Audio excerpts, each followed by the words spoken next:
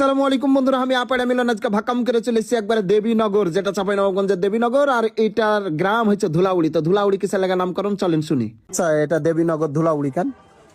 ধুলাউড়ি কেমনে বলবো ভাই, এটা তো ধুলাউড়ি তো ধুলা উঠতে বলতে আগে সব রাস্তায় গাড়ি ঘোড়া। হ্যাঁ, ধুলাউড়ি কেন নাম রেখেছেন?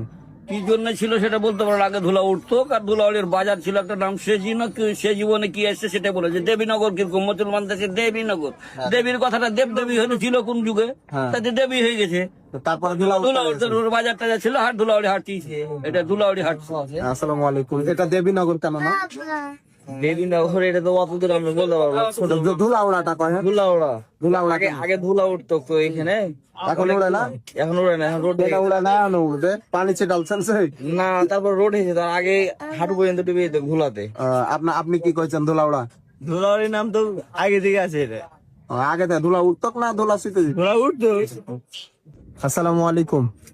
ওয়ালাইকুম আসসালাম। দেবীনগর ধুলাউড়ি কেন? দেবনগর ধুলারি ভাই, কি খবর? আপনি চাপাই থেকে চলে এসেছেন? হ্যাঁ, উড়াইতে ধুলা উড়াইতে এসছি। কেনে আইছেন চাপা? কখন আগে ধুলাউড়ি কেন নাম? হ্যাঁ, ধুলা উড়ে বেশি বেশি ধুলা উড়ে লেগে। এখনো উড়ে কি না আগে উঠতো? মানে আগে তো উঠতো, কি এখনো উঠছে ধুলা। ধুলা উঠছে। আর দেবীনগর এটা তো হিন্দু অধ্যুষিত এলাকা ছিল মনে হয় আগে, নাকি? সেটা বলতে পারবো না ভাই, অনেক তো আপনি বিদেশে থাকেন, বাইরে থাকি ভাই। বুঝাই যাচ্ছে। হ্যাঁ, দেখছেন, ভাই, আপনাকে তো আমি নামকরণ কি ছিল এটা তো কইতে পারবো না ভাই। আপনার বিয়ে হয়েছে? আছে বাহানি পাল্লিয়ে দিবে। ধুলাউড়া আগে প্রচুর ধুলা থাকতো, তাই ধুলাউড়া কেন? ধুলাউড়ি কেন?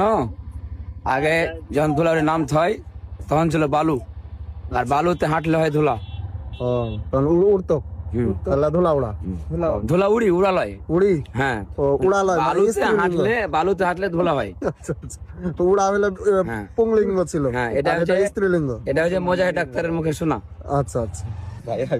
ধুলাউড়ি কেন নাম?